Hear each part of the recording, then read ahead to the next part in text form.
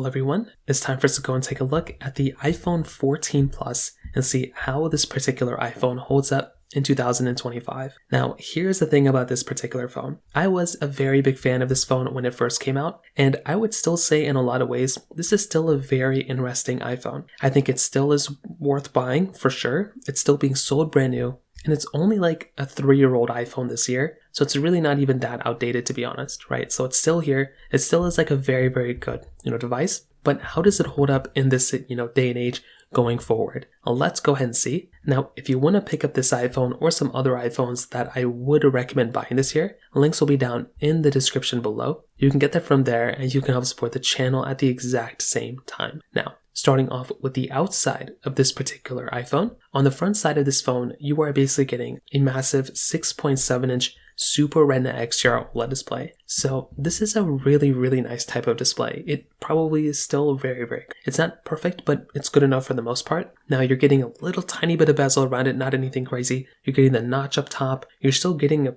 good size panel, right? This was one of the biggest size panels Apple made at that moment. It still is in line with a lot of iPhones, although the 16 Pro Max is a little bit bigger than this thing. But this is still a very good looking display for how old it is. It's only 3 years old, it's not that old. You are getting flat sides all throughout this particular iPhone. You're getting a lightning port at the bottom, which is still good enough. On the back side, you're getting this solid glass back, which still looks and feels pretty good. I don't really have that much to complain about here for the most part, which again is a nice thing. And I will say, when you're looking on the outside, you're still getting a dual camera setup. You're still getting MagSafe capability, IP certification, wireless charging. There's still a lot of good stuff on this phone that hold up fairly well against an iPhone 16 Plus. But there are some areas of this phone which do kind of show its age. And when I compare the iPhone 14 Plus against the 16 Plus, you're missing out on things like a USB Type-C port. You're missing that on the iPhone 14 Plus, which can be a big downside. The 14 Plus has a lightning port, which is still good enough, but I do feel like I do miss out on things, before,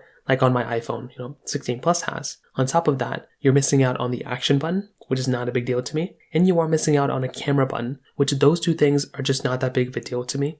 If it's a big deal to you, then you can obviously switch over to those things, but those two things aren't that big of a deal. The 16 Plus also has a frosted glass back, which does feel a little bit better than the 14 Plus. So there's just a few things that the 16 Plus has that are a little bit better, but the biggest thing is in modern day phones, like when you look at the Google Pixels and Samsungs of this year, this phone is missing out on a high refresh rate. So this thing is only 60 Hz. That is a big disadvantage. Same problem that the 16 Plus has. Those phones only are giving you 60 Hz displays. That's not that good. I feel like we should deserve better at this point. Also, you're missing out on things like a higher brightness panel, right? This thing isn't really giving you the highest brightness you can get. So that right there is another disadvantage with this type of device. So those are the main things there. Brand new, this phone is still being sold brand new, but you can also go through and buy this thing in the used market, which I would highly recommend more. And it's roughly about $400. So if you are going to go through and buy this phone, it is about a $400 device. You're just going to have to kind of think about that, if it's worth it to you to go and, buy a device like that. I think, like I said before, it makes a lot more sense to maybe buy other devices that are going to be maybe,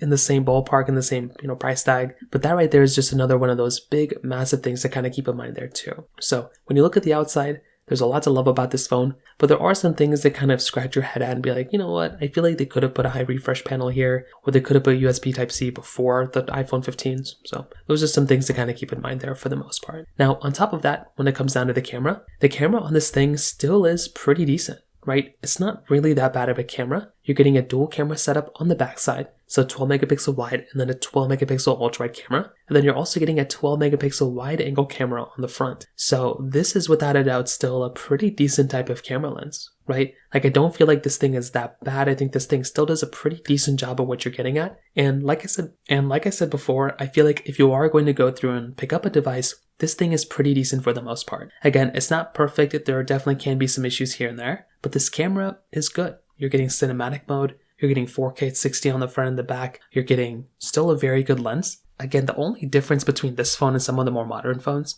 you're missing out on multiple camera setups. So this thing doesn't give you a telephoto lens. Only 5x zoom, and the 15 and 16s can now even go up to 10x zoom without a telephoto lens. There's a little bit of a disadvantage there, but I still think this thing still performs pretty good, and for my basic needs, I think this thing is alright. But if you are wanting to go through and if you feel like you do need a really good camera, you can always go for the iPhone 14 Pro or iPhone 15 Pro even, and you don't have to spend $1,000 on the 16 Pro, but do keep in mind that this camera is pretty much mid-tier for what you'd expect. So it's not that great, but it's good, it's still good, but it really wasn't even the best when it first came out. So gotta keep that in mind. Now, in terms of the software longevity, this is still one of the better areas of this type of device. Like, this type of phone is still supported with software as it should be, but it's still going to be continued with software for quite a bit of time. That is a really good advantage of being able to go through and buy this type of phone, right? This device is going to be supported with software for quite a bit of time, and I do think that's a really, really nice thing to have. Being able to go through and buy these types of devices are very nice.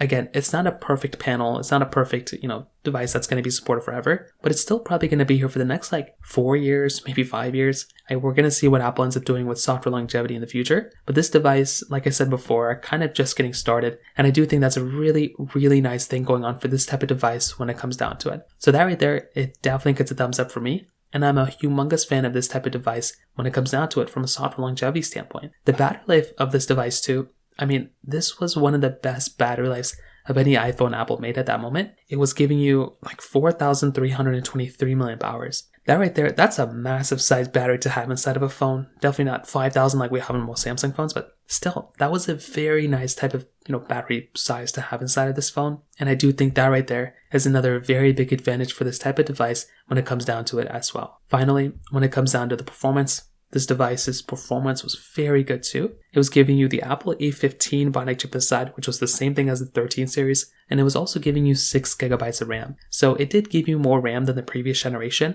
and nowadays we are now basically at 8 gigabytes of RAM on all iPhones. So it's not really a big difference between 6 to 8, but it is nice to have more RAM, as you could probably imagine. So that right there is still perfectly fine for me, but I will still say, in this day and age right now, it is actually very, very nice to be able to go through and pick up something like an iPhone 14 Plus, which doesn't cost the most amount of money, but it still gives you really good type of capability when it comes down to it. So if you're going to go through and buy this phone from a performance level standpoint, the performance of this phone is still very good. It's still going to be giving you very good experience for the most part. And like I said, there's just not that much to complain about here from the performance side of this phone when it comes down to it. So overall, if I can just be honest with you, I think the iPhone 14 Plus is still a good phone. It is not a bad phone, but there are better phones to buy than this thing that are just slightly more money. So I think an iPhone 14 Pro and 14 Pro Max are worth the upgrade. It just makes a lot more sense to go and upgrade to those phones. But if you can swing for an iPhone 15 Pro or iPhone 15 Pro Max, I think those phones are the better ones you can get. Those are some of the best iPhones you could buy still. And they're only maybe $200 more expensive in the used market